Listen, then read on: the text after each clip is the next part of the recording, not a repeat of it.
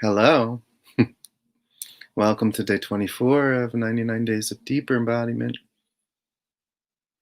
My name is Jason King. Welcome to my live stream.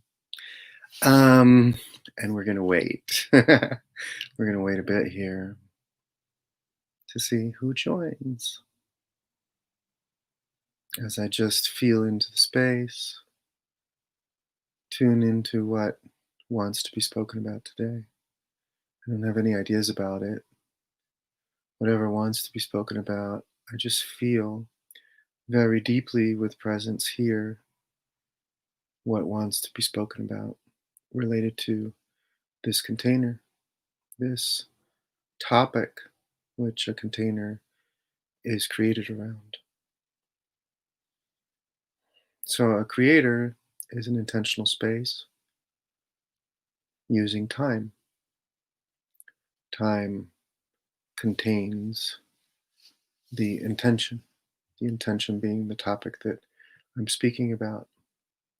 And as this topic is deeper embodiment, what this container facilitates or allows is more and deeper embodiment along with understanding the concepts that need to come in to facilitate deeper embodiment come in as I fulfill the commitment, as I show up every day and speak. Good morning, Aiden. Nice to see you. Thank you for commenting. Whoever is joining, please comment, say hi, let me know that you're here. It's nice to see you, Aiden. I think you're even an hour earlier than I am. I'm in Mountain Standard Time at the moment. So it is 10 o'clock here. When I started this, I started it in while I was in New York on the Eastern Standard Time. And so it was at 12 p.m. every day, and now it's at 10 a.m. every day. Hi, Alex. So as you can see, I'm wearing a beanie, and I have been, and it's because it's earlier, and I haven't taken a shower yet. So I have bedhead. But that's fun, right? It's fun. So I have the beanie, and it's a really fun beanie. Oh wow, 9 a.m. So you get to wake up with me speaking. Awesome. That's super cool. So Alex, it's really fun to see you show up here every day. I'm really, really glad that you're spending time with me this way. So I just wanted to mention that I do feel you, and I have noticed. Um, Alex and I, we actually grew up together, so I've known him for a very long time. Um, okay, so just settling in. I have a lot moving through today. Oh, thanks, Aiden. Yeah, purple is my color. A lot moving through today. Today I'm driving down to Sedona with some friends, Sedona, Arizona, and we'll be there for I don't know how long. We'll see. We'll see. Whatever wants to happen can happen. That's the way that it goes. Yeah, lots and lots of openings, man. Alex, I can feel that for you. I can feel that, this is allowing a lot of the pieces to fill in because you've been on your own path for a while now. So that's really awesome. I'm really happy to support you this way. Oh, so yesterday I was talking about embodiment because a question had arisen about what is embodiment. And so I wanted to dive a little bit deeper into that today because there's two ways of looking at this. Now, there is the perspective of embodiment from the limited idea of being the person who is on a path and who is on a journey. And then there is the perspective of embodiment from a broader, more expansive view, which can be the perspective of the self.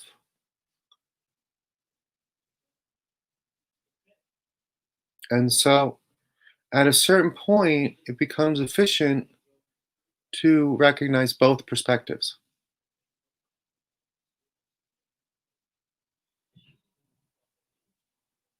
In the beginning, not so much because it's fun to figure it out. That's part of the the journey. That's part of what the self wants to explore. That's part of the process of coming into a body and figuring it out,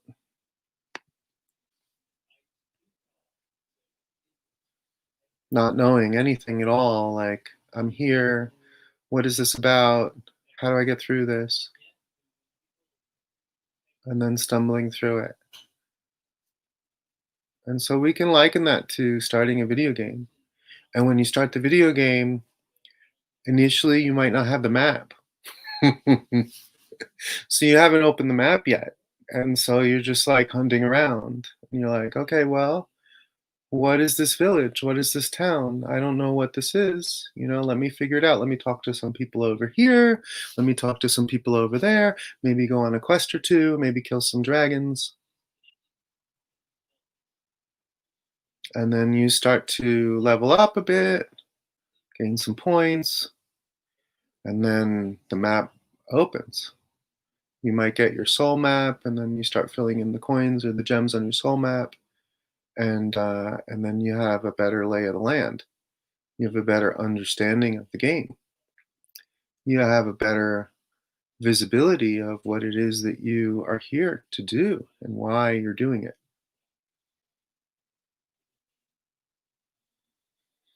And so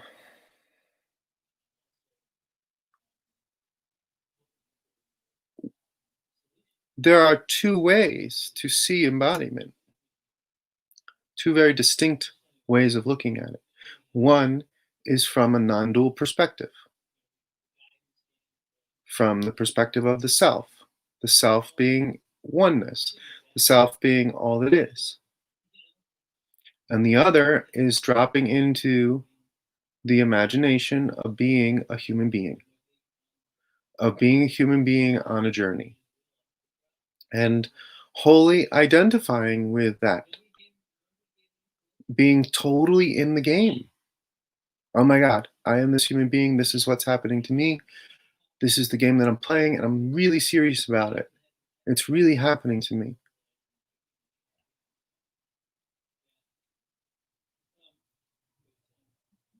And yet, there's still that part of you that knows what's up, that always knows what's up. Even when you're wholly identified with the experience of being human, even when you're wholly identified with the game and what is playing out around you,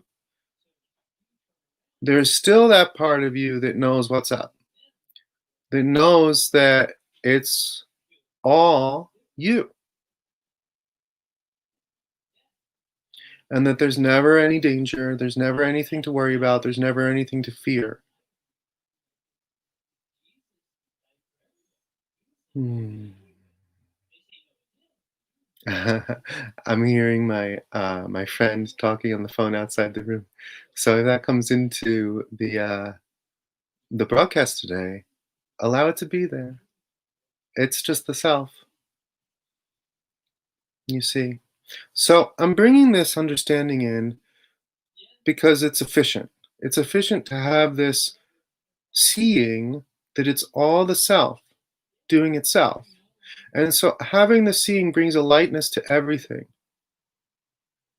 It brings a lightness to the play.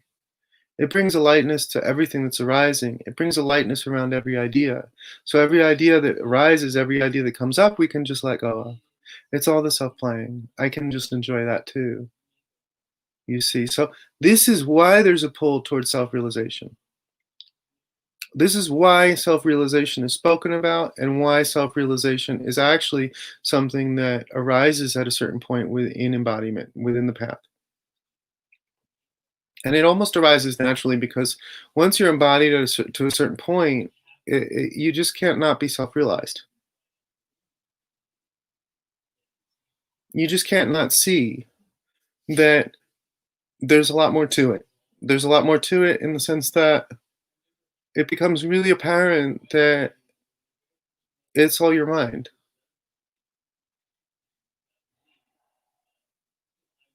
And that every person that shows up is just reflecting a thought that's there.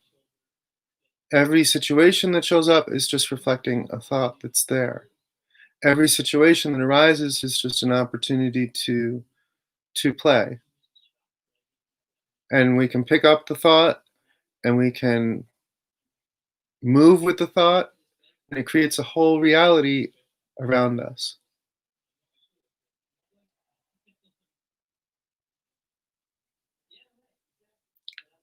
And so, when we're not actively and consciously embodying the self, then there's no awareness. There's no self-realization. There's what we might call no consciousness. However, it's all consciousness. So when I'm saying consciousness in that sense, no conscious awareness would be a better way of putting it. No conscious awareness that, oh, I am the self. It's all me doing this anyway.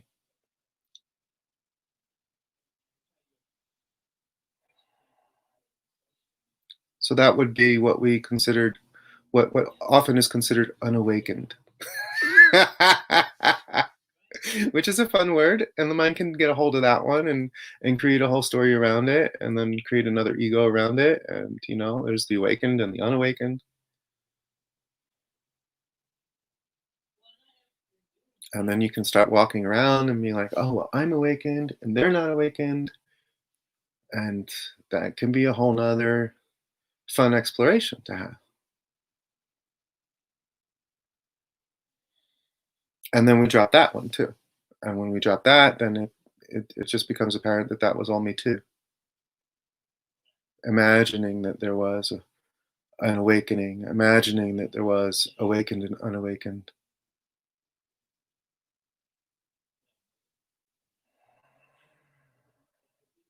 because it's fun. You see, it is a good time, and so I want to bring this awareness around it, so that it's easier to lighten around a lot of the stuff that's coming up today, around a lot of the perspectives that are rising. It's easier to see, oh my goodness, that's just that's just the self playing. When people are really afraid of what's coming up around them, when they're really afraid of um, current events, what's on the news, then it's easy to soften around that perspective, to allow it to be, to recognize, oh my goodness, that yeah, there's an idea there. I feel that idea. That idea is heavy. I can be with you with that idea. That idea is really stressful. That's the idea that you have a parent that might die, that could be affected by a scary virus. That I can feel that with you. You see, I can be with you with that. You see, so it brings a level of depth and compassion and understanding where we can meet this within ourselves and others, rather than running away from it, rather than creating more separation around it. Separation being an us and a them, the awakened and the unawakened, the ones who got it and the ones who don't. You see, because that's not true. It's not true in the truest sense. However, in the perspective of a human being, I can look at it and I can see, oh yeah, there are people who are more embodied and more conscious, and there are others who are not. Yeah, so that's flipping it, right? So notice how easily we can move in and out of being the human being and being really involved in the game, and then flipping it back outwards and seeing it from the all, seeing it from the wholeness that is, seeing it from the wholeness that everything always is all the time.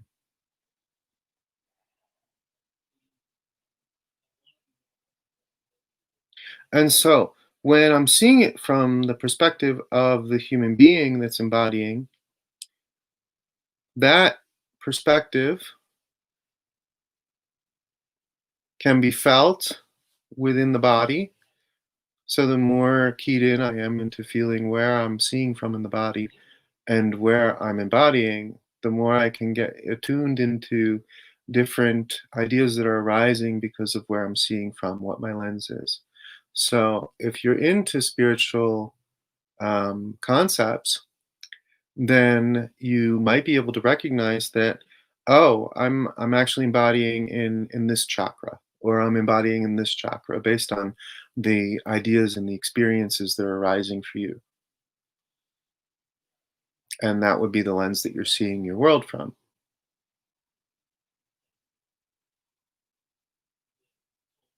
So that can be a helpful way to conceptualize it as you're clearing the mind, because the mind is socially constructed around you. And as it's socially constructed around you, we can call what holds the energy centers together, or chakras if you prefer that word, memory or debris, density, dense ideas. And those memories constrict the flow around each energy center. And they give each energy center, as you are, as consciousness are in that energy center, they give each energy center a tint to your world. And so what you're seeing as the viewfinder of the camera, you are always the observer. All right. So imagine that your body is the lens of the camera and that you are the observer. So here's the lens and you are the observer. So imagine that we can call it an assemblage point where you observe from. And that is a term that's often used in spiritual concepts as well, assemblage point. And so each energy center, as an orb of energy, has a different tint to it, has a way of seeing the world, has a way of perceiving the world, has a way of relating to the world, and the ideas all take a certain form. And so when there's early embodiment, all the ideas there in the lower chakra, when there's little to no embodiment, all of those would be fearful. So the mind is fearful.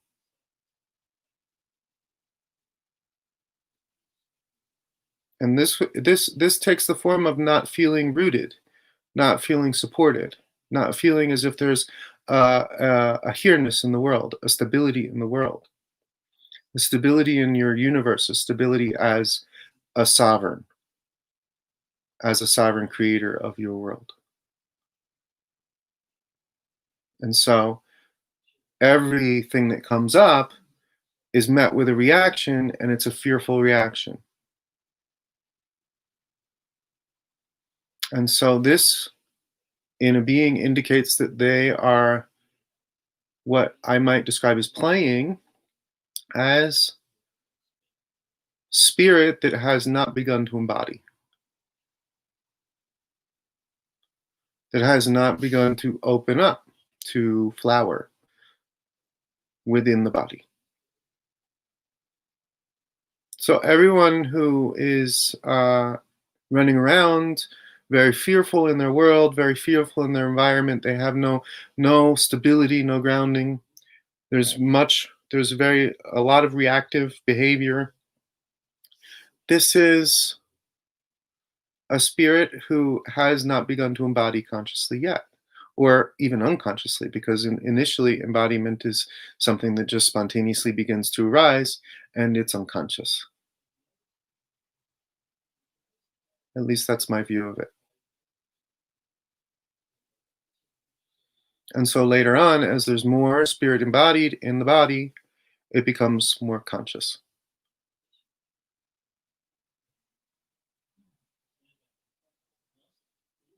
And so as there's more embodiment, then more memory is cleared, more of the socially constructed mind and the density around that is cleared, and the energy centers begin to open. And they begin to open. As they begin to open, consciousness will move into the next energy center. And it will begin to see the world through the next energy center. And that will shift reality completely for that being. Their reality will take a different note, a different tone.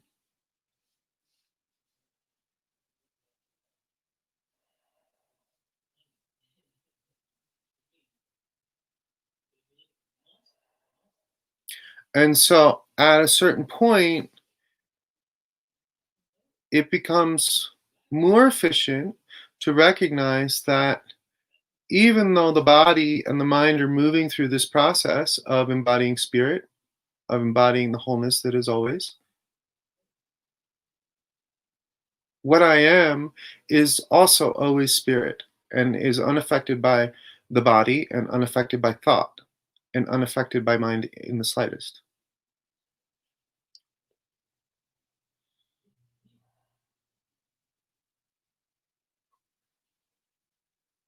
And when this is realized and when it's recognized, then it streamlines the process of embodiment for that being.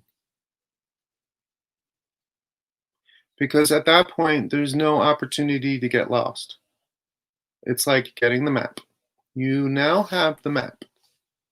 The map is now illuminated on your game board. You have your soul map. You know exactly what it is that you're filling in all the time.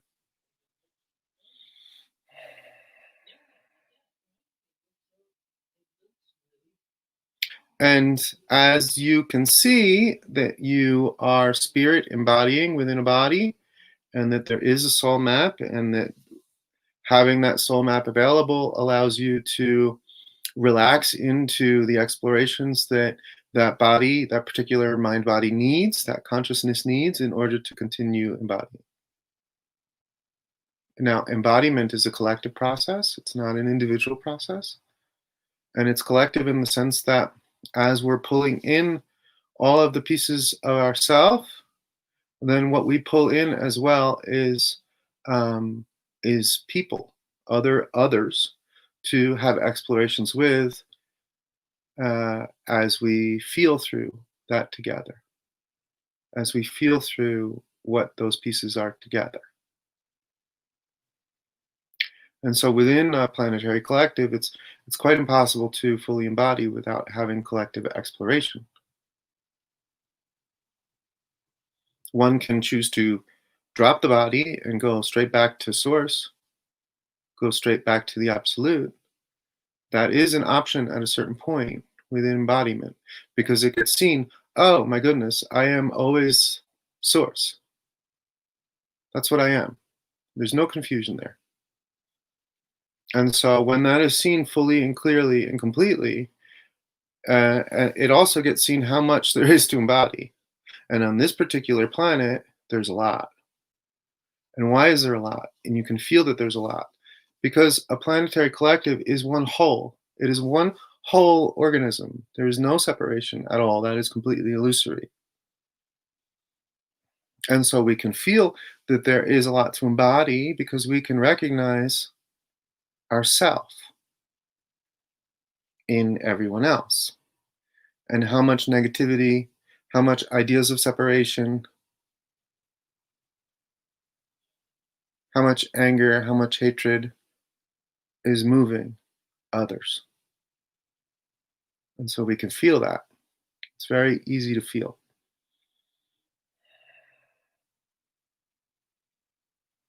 And so when we get a sense of that, and this happened for me very strongly during this container. I was like, oh my goodness, wow, there is a lot to embody here still, a tremendous amount here, which is a lot of power, a lot of potential. I mean, my God, imagine the potential that we have as a planetary collective yet ahead of us. We're babies.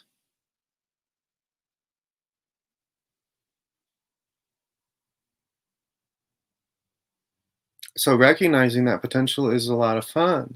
Yet at the same time, when you're feeling it all, it's very heavy. It's like, oh my God, it's the weight of the world. Yes, wonderful. So there is, and I did recognize this, and I was like, oh my God, yeah, okay, I am all of it. So because I'm all of it, I can just drop the body. I can just dissolve that.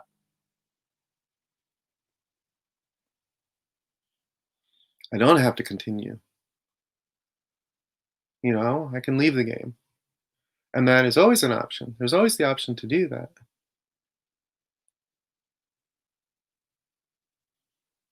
However, what I did feel very deeply into is that doing that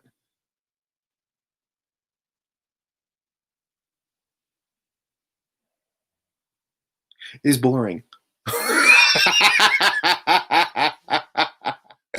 It's boring. It's boring. It really is. Because we're always that. We have eternity to be that always. It's always there. Even when we're playing in a dream, even when we're playing in this imagination that we're having together, we are always what is. Always.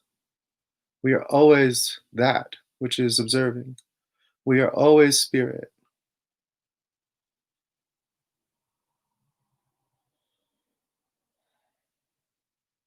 And so much more fun to stick around and continue to embody, to continue to meet every idea that comes up and feel it fully all the way through.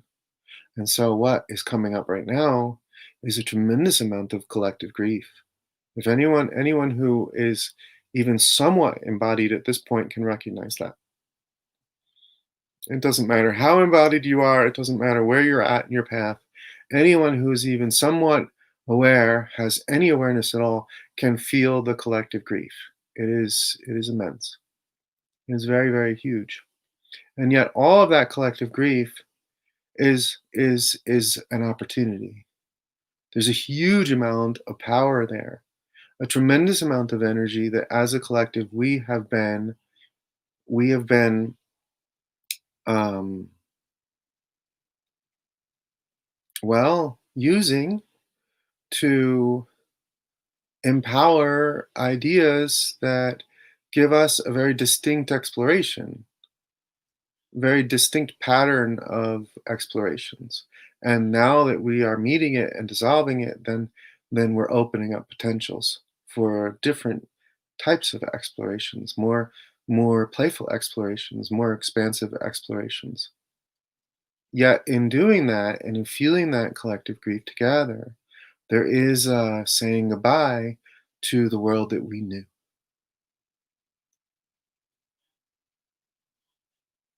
as all grieving processes are. There is a saying goodbye and a letting go of everything that was collectively and opening to something unknown, something that we've never explored on this planet before.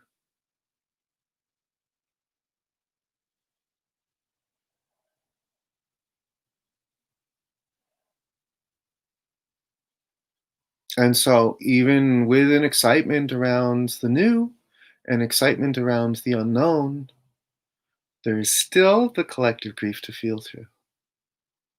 There is still the idea of loss to meet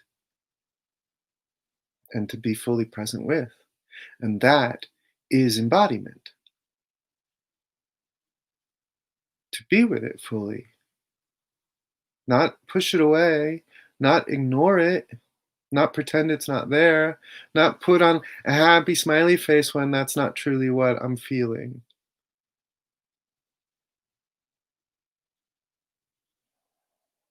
but be with it. Allow it to be there. Oh, wow, yeah, I am feeling a lot of grief come up. My goodness. Let me sit with this. Let me be with it. Let me allow it to hit my heart and be fully present with it so that it can inform me. Because as I'm sitting with it, as I'm becoming more fully present with it, then I'm integrating more of me. And this is more of my power. Then I have more ability to be with any part of me. And there's no separation that comes in when any part of me shows up and wants to play.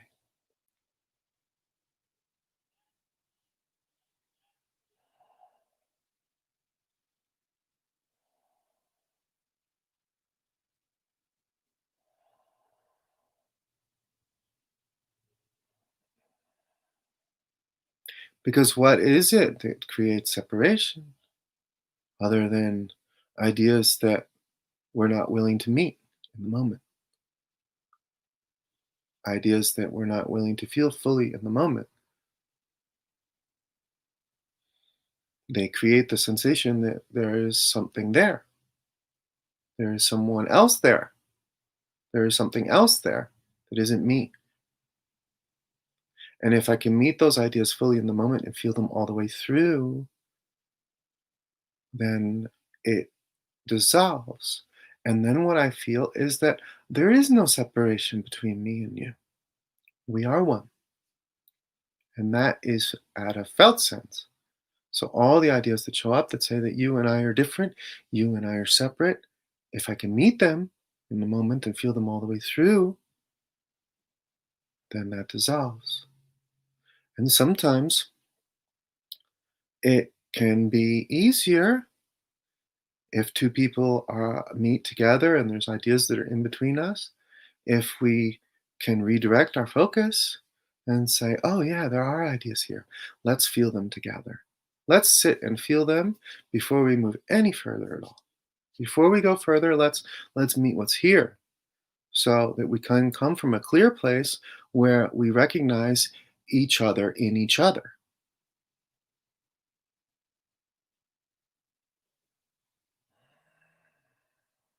So that if there are ideas, if there are charges that are in between us, that we've met them and that we're not moving from projection.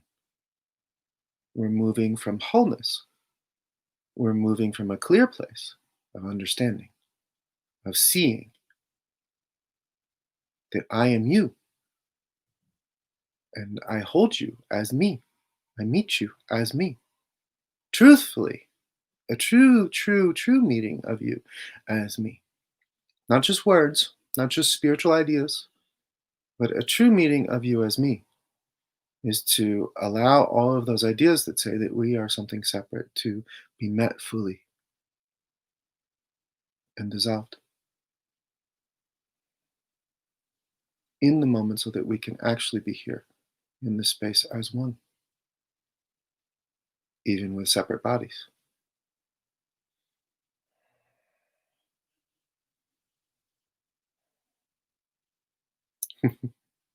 So I'm going to end here today. This is a really fun broadcast. I really hope this is helping you. And I really invite comments and invite feedback. Maya, thank you for joining. Thank you for the heart and the love. Oh my goodness, I love you guys so, so very much. So, so very much. I can never express in words how much that is. And tomorrow I will be broadcasting from, I'm not sure where. I think tonight I'm going to stay in Zion, which is somewhere in Utah. I don't know where. These are not my plans. I'm just going with the flow. And then I'll be in Sedona. So if anyone's around, hit me up. All right. I love you. I love you. I love you. I love you. Bye bye. See you tomorrow.